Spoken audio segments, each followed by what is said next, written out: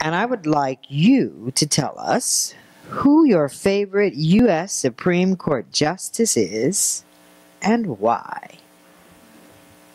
I guess this may not be a real popular answer, although it may coincide with my, thinking it's more recent history. I think Chief Justice Roberts made a very courageous decision with the Affordable Care Act, so I'll go with that for now. If that works. And that's why, because of the decision he made this year, I think it was to cross party lines, so to speak. And we'll move this way. For me, it would be Sandra Day O'Connor. I think to be the first woman on the Supreme Court as a woman lawyer meant something. Waiting for the day where my daughters can see the first woman president.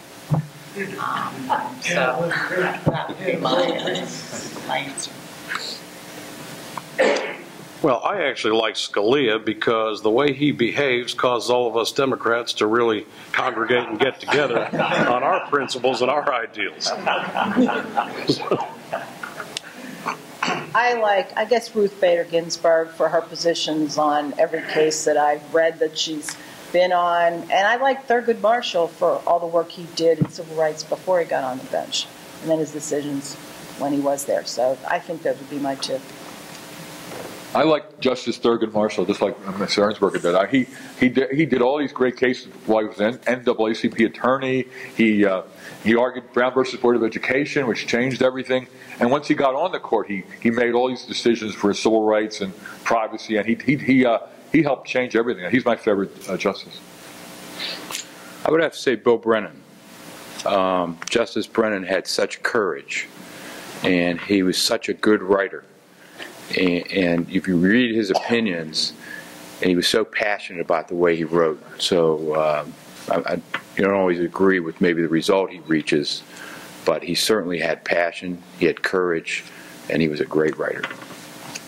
I would say Justice O'Connor as well, for being such a trailblazer as a female, justice, and doing as well as she did in law school, raising her kids. I think she really had the total package, so to speak. William O. Douglas, longest-serving Supreme Court justice, and advanced more progressive opinions in this country at a time when we were in very great need of such an opinion from the Supreme Court. I would say Thurgood Marshall because of his involvement in the civil rights movement.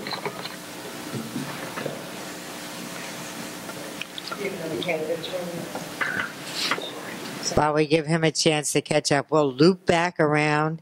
Just so you know, the question on the table is, who is your favorite U.S. Supreme Court Justice and why? But we won't force you to answer that right now. We'll come back to you in just a... Yeah, I'm just letting you... I'm ready. Okay, even better. Yeah, I'm ready. I'm sorry. Let me catch my breath. See? So we'll come back to you, Ms. Bush, and then we'll loop back and get Mr. Tranquilli. My favorite of the moment is Sonia Sotomayor, who recently published an autobiography, and I had the opportunity to hear snippets of some of her interviews on the radio. Her life story is really inspiring to me. Her persistence and in elementary school, in college, throughout her career, and the perspective that she's brought to the court, I really appreciate. And now, Mr. Tranquilli. Yeah, I would say my favorite's always been Earl Warren, because Earl Warren was kind of an unpleasant surprise for Dwight Eisenhower. Eisenhower put him on the bench expecting him to sort of toe the party line and be very conservative, and instead Warren had the courage, I think, to break with a long series of Republican-appointed justices and chart new paths, and he changed the face of the court, I think, forever.